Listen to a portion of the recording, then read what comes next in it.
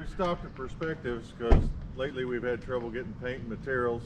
Perspectives, if you look at the signs over off Southland Drive, we love Perspectives for several reasons, not just the Coronado paint, but Jason, the owner, is a small business owner.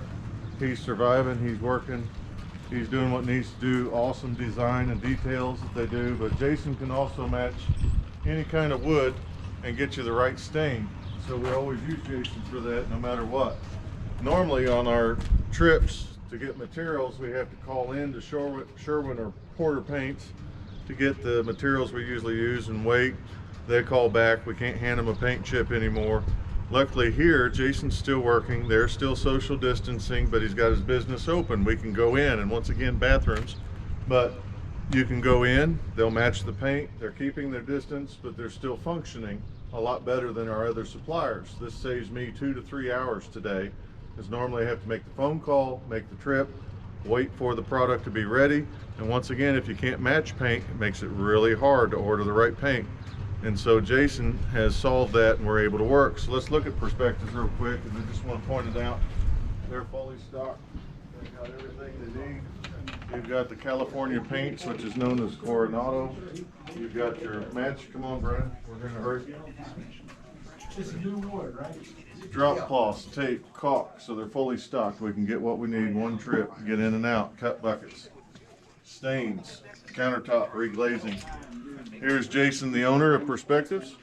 He's a small business owner, and we're glad he's open and lets us come in and do what we need to do and get what we need to get, because we can't get it everywhere. Well, we can get it here. They're working every day. They've got their masks ready. They actually have masks for sale too, my understanding is. Yes. And so you can buy masks. We've got the paint brushes. I'm particular about paint brushes, and Jason carries the best between the Coronados and the Picassos. I love the Picasso ovals. They hold more paint. He's got the Super Pro doozies and the Pro doozies.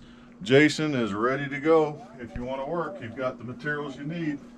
Anybody says they're having trouble getting materials, they need to come see Jason. Sandpaper, flooring sandpaper, just anything you can imagine. Sanding sponges, which are rare at Lowe's and Home Depot. They're running out on occasion. Jason's got it. He's got his trays and paint stuff, and then he's got his whole design section over there, wallpaper coverings. This is an awesome Lexington shop, and he's worked all his life to make it what it is, and he's still making it a great and wonderful business. Thanks a lot, Jason. Day seven, right? We're getting there. We're gonna have a day 8, luckily. They're a couple days behind coming, so we get to tweak. John will take a pan of the cabinets. She's got wonderful taste, the brass knobs, brass handles, just absolutely beautiful. We've got a couple cabinets, a little bit of trim, crown to put on top, but you're seeing it come together. That's called the castle effect when you do cabinets like that. We've got our plumbing going in today. We've got our electrical plugs and wires all done, ready for the plates, I think, all except for one. Got our microwave in, had to modify the cabinet. Jim's putting baseboard. It's a decorative base in around all the bases, so it really finishes out the cabinet. That's an extra piece. Does cost more money. Typically it looks like that with just a normal face. We're actually putting the trim base on it with a little bit of detail in it. And so this is a full cabinet set. The last thing we have is a light rail going in tomorrow, and it's going to obscure the under cabinet lighting, and a little wine rack over the little wet sink there. And then we pretty well got it done. We got to clean up and get out of here. So it's been a fun time, but it's time for us to get on and do some other work and get on with the pandemic construction. Hey guys, it's Brian, the Tool Man. You know who it is. I got a little surprise for you. We're gonna see another member of our team. His name is Roberto, but for short, everybody calls him Berto. All right, come on, follow me. Follow me. This right here, my man Berto. Look at that fine paint job he's doing, everybody. He's doing a nice paint job. Painting all of this. We mudded and sanded. It's looking real nice. And Berto here, he's the man. Roberto is the man. He knows how to do everything. You know what makes him special? He can do it with one hand tied behind his back and one leg raised in the air. He's a monster. That's exactly right. Exactly right. He's a HVAC. What's he doing? This is how we take care of people. We work them to death. Doing things that they're not accustomed to doing. But I'm kind of impressed with your capabilities. Greg's hooking up the disposal on the bottom of the sink.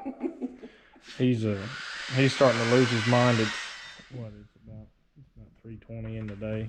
Everybody starts to get a little crazy about this time, but Greg especially. But he's putting this together. He's lost something. He's gonna find it here in a minute, but he's gonna hook this up, and then we'll have a working sink, and it's gonna be wonderful. So Brian the tool man can wash his hands. Also known as the Mad Trimmer. He's on his last piece for today because he's that fast. That's right. So he's absolutely killing it. A beautiful job coming around through here. Of course, we don't always do this, but when we do, it looks quite nice. We're really happy to do things like this. He also did this right here today. He did it really quickly compared to most people. He did it very, very quickly. Oh, hey, how are you? It's Brian the Tool Man, and let me tell you about a little story that happened today. It's not really a story, it's facts, real life stuff, all right? So we went to go put in the floor up in this attic, right? We're getting it, Roberto's just putting it in, and all of a sudden, our table saw stops working. Now that looks bad on me, tool man, you know, everything's got to be nice, pristine, you know, but sometimes stuff dies and you got to replace them, right? So we went to Lowe's today and we got a brand new table saw. You guys want to take a look at it? Follow me. First of all, look at my amazing trailer. Yes, I know. Amazing, right? Let's open this up. Oh yeah, look at that. This right here is a DeWalt table saw, all right? I'm gonna take it out, we're gonna build it, set it up for tomorrow so we can do this thing, all right? All right, come on, guys. Try to pull this out of the box, right, without breaking it. All right, it's not gonna work, all right? We're gonna have to try a different way. It's not gonna work either, you know. We're gonna put this on break for a while, so we're gonna go to a commercial and we'll be right back. Out of the box. And now we're basically setting it up. This right here is a guard. It's kind of big and bulky. It gets in the way, but you need it. Might save your life one day, all right? How you put this on is you set it on here like this.